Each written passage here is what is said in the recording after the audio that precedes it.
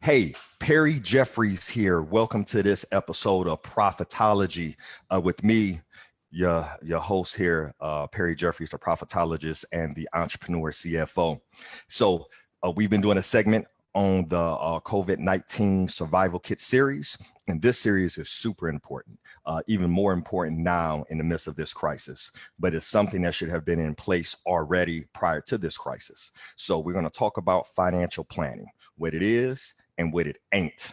And I said it, what it ain't. All right. So let's go ahead and just jump right into this piece. So you may hear people say, hey, man, hey, girl, you need to have a financial plan. But do you actually know what that is? What is a financial plan? So let's start off this way. Let's tell you the importance of having a financial plan.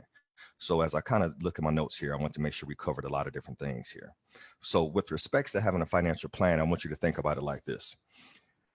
If you were going to build your dream home from scratch and you're like, hey, I'm gonna build the home of my dreams. It's gonna have 4 bedrooms, 4 bathrooms, an indoor basketball court, swimming pool, whatever the case may be. If you're building your dream home from scratch, who would be the first contractor you would pay to start that process? You know, I hear different answers whenever I ask this question to groups, but really one of the first contractors you would pay would be the architect, because you have to take what your dream is, which is what's between your ears and in your heart, and you have to get that on paper, because until it is on paper, it is no way it can get built. So let me say that again. If you're building your dream home, you may have an idea in between your ears of what that should look like. In your heart, you may have an idea of what it should feel like, but until you get this shit on paper, it doesn't exist, and there's no way for it to be executed, and there's no way for someone to come in and help you execute what's in your head and what's in your heart. So one of the first people you would pay would be the architect to get what's in your head and your heart on paper so that it can be drawn up and then it can be executed, because now you can say, hey, is this much square feet? This room's going to go over here. This room's going to go over here. This is where the bathroom's going to go. This is where the basketball court's going to go. This is where I want the swimming pool. Until you have a drawing, you can't build a house. Or you can try to build a house, which is probably not going to be the most efficient, because you're going to waste a bunch of time, energy, and money.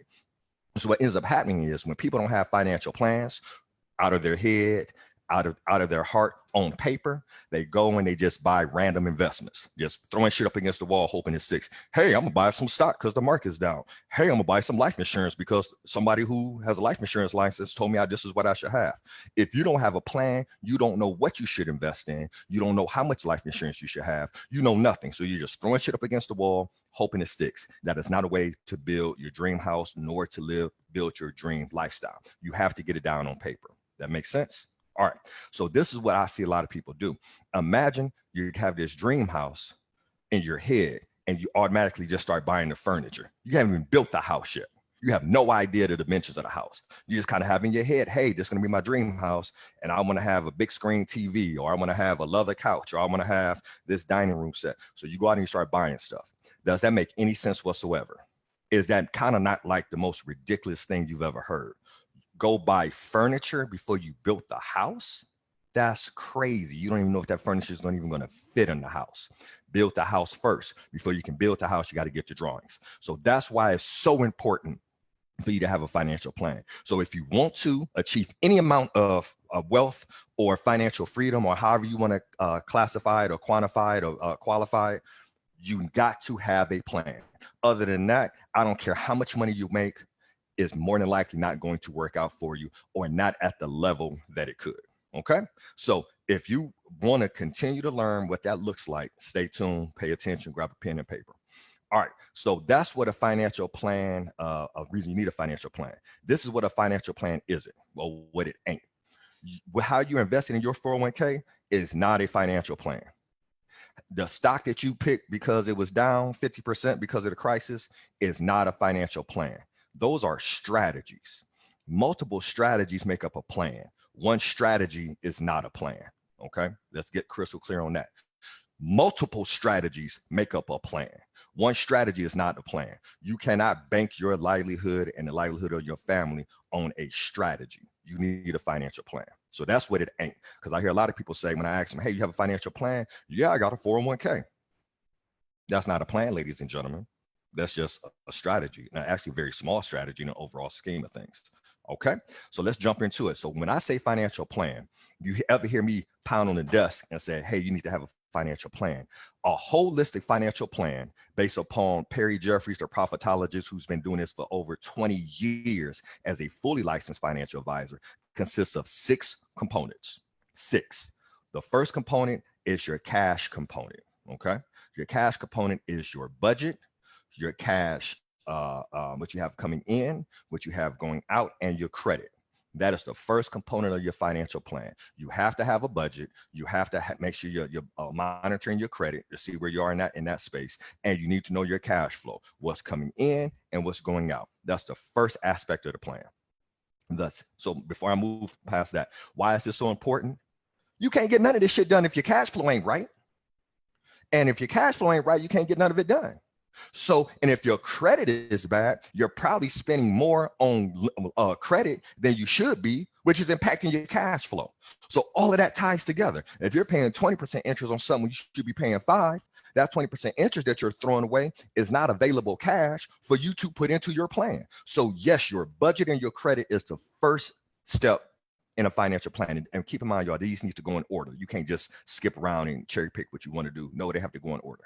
First step, cash flow, credit, budget. Second step is your risk management. So this includes life insurance. This includes health insurance. This includes disability insurance. I don't care how much money you want to put away. If you don't have these areas covered, it could bankrupt you, or it could bankrupt your family. If you're walking around without life insurance, don't talk to me. You're irresponsible. Matter of fact, if you want to stop being irresponsible, you can talk to me, or I can get you connected with somebody. But don't call me talking about you want to invest in the stock market and you haven't protected the most important things in the world, your family and your legacy. So having life insurance, 1. 2, health insurance. You know what? If you go to a doctor or you get diagnosed with something that you can't cover, you could bankrupt yourself and your family. So you got to make sure that you have proper health insurance, right? And in this day and age, but the crisis going on, you may qualify for some assistance or whatnot, but you got to make sure you keep your health insurance in place, because that will completely jam up any financial plan that's put in place. So, and then your disability insurance. If something should happen to you, where you're still going to be able to continue to receive cash flow.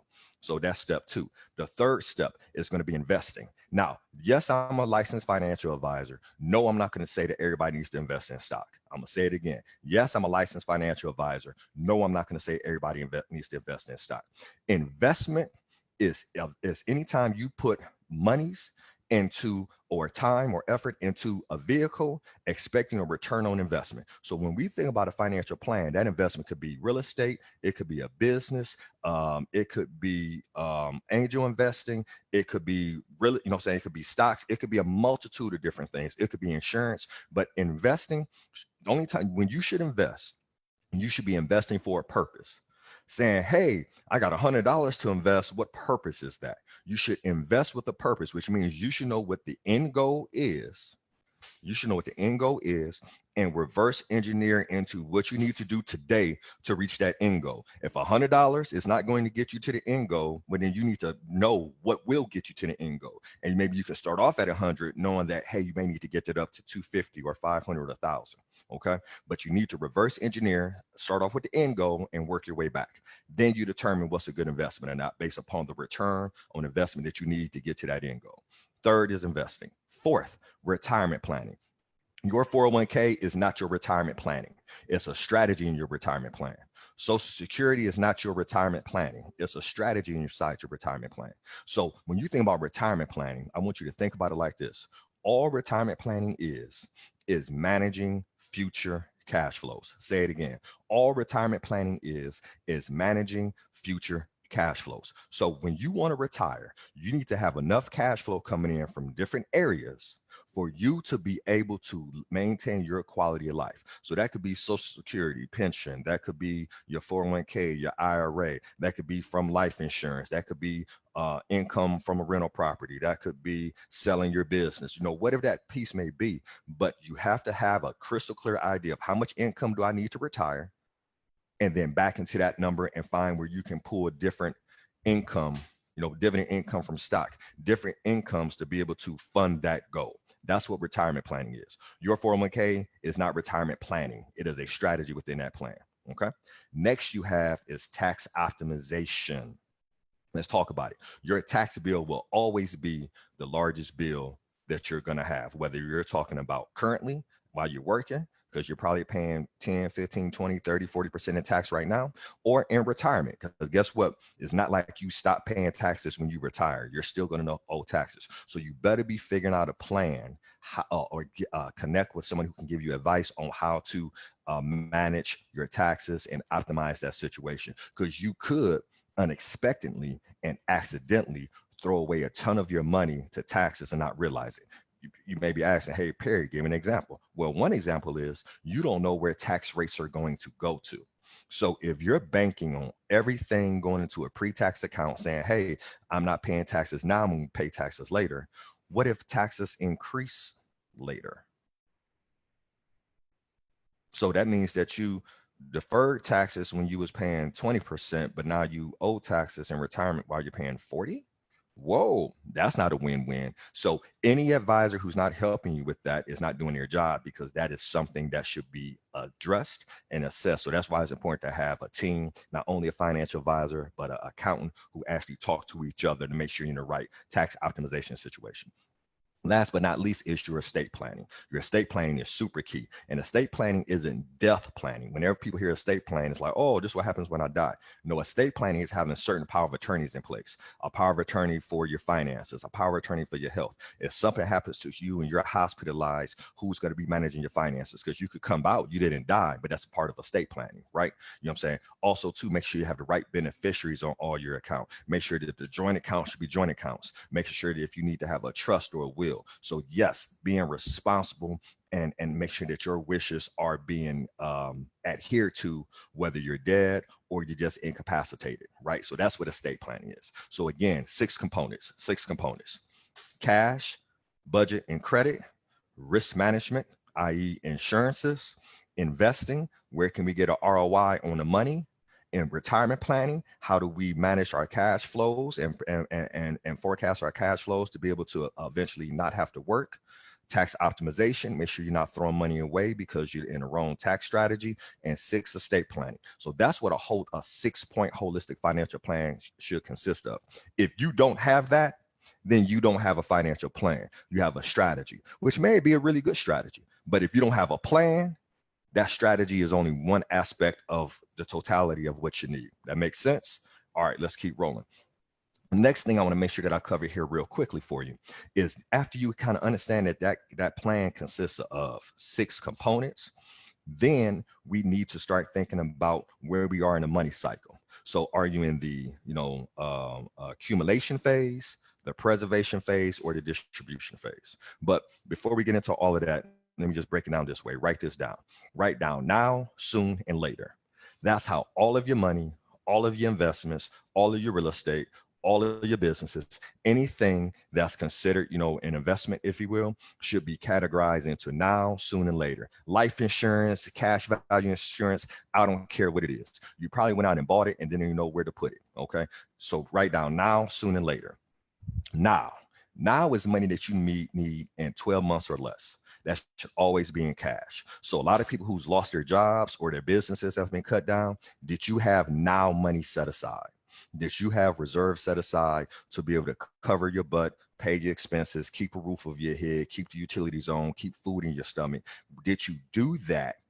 Did you have anything in the now bucket? If you didn't, you are feeling that squeeze right now. So your now bucket is money that you need in 12 months or less. So if you have a financial goal that's in less than a year, don't call anybody asking how you can flip, $1,000 or $10,000. If you have a goal that's in less than a year, that money should never be invested. It should stay in cash. It should stay liquid where you can access it. So that's your now bucket. That's 12 months or less, a year or less. Your soon bucket is money that you're going to need in 2 to 10 years. I said it again, your soon bucket is money you're going to need in 2 to 10 years. With that bucket, that's where you want to keep monies and keep them in a conservative fashion. So yeah, you want to try, if you can, to protect the principal in that, if you possibly can, or be in some more conservative investments, because 2 to 10 years in the grand scheme of things, it's not a long period of time. That's why it's called the soon bucket. And the deal is, as we're seeing right now, if you have all of your money invested in the stock market and you needed that money today, or you know what I'm saying, in the next year or so, you're concerned, and rightfully so, because that money may not be there when you need it in 2 to 10 years. That makes sense. So that 2 to 10 year window is going to be more conservative. In that bucket, we may find things like some cash value life insurance, annuities, conservative mutual funds, whatever the case may be. It really doesn't matter as long as it's conservative in the 2 to 10 bucket. The 10 plus bucket is money that we call later on. So that's the later on bucket that you don't need for 10 plus years. In that bucket, that's where you can be more aggressive with your investing, i.e., hey, is this time to double down on the stock market? Well, if you don't plan on touching that money for 10 to 10, for 10 plus years, it's an opportunity. It's a great opportunity to double down. If that money is earmarked for the next 2 to 10 years, it's not advisable. So regardless of what anybody's saying, hey, the market is down, you need to put in, you need to know which bucket you're talking about, now, soon, and later on bucket. Because if it's your now bucket, you may find that you probably lost some money before this thing is over with. All right. If it's later on bucket, you stand to make some pretty good paper. Okay. And so those are your 3 buckets, now, soon, and later on. The next thing I'm going to share with you is, now that we've covered that your financial plan needs 6 components, that you have 3 buckets, now, soon, and later. The last thing is it taxable? Is it tax deferred, or is it tax free? Let's say it again. Taxable, tax deferred, or tax free. Taxable is where you have investments where you're being taxed on the earnings as you go. So that could be like your savings account, that could be your brokerage account, that could be, real estate income coming in from tenants, whatever the case may be. You're being taxed on it as you go. That's considered taxable income. Tax deferred means that you've put money into some type of account and you're not being taxed on it now. So the tax is being deferred, but you're eventually going to have to pay taxes on those dollars. That's tax deferred.